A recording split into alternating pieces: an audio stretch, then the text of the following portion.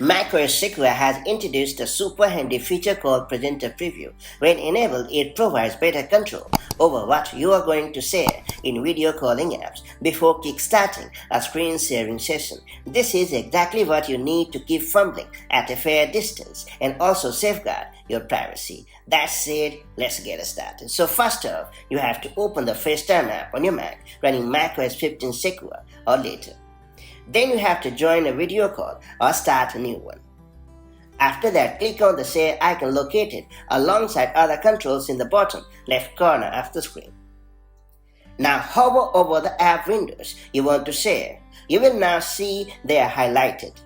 Then preview the content of the highlighted app window that you are about to share. After that, click on the Share this window option to start sharing it or hit cancel to replace the window.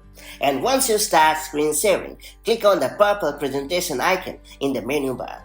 And then click on the currently sharing option to view all the app windows that you are sharing currently. Then click on the minus icon in the top left corner of an app window to stop sharing it in the video call. And if you want to share more apps, click on the presentation icon again and then select the change option.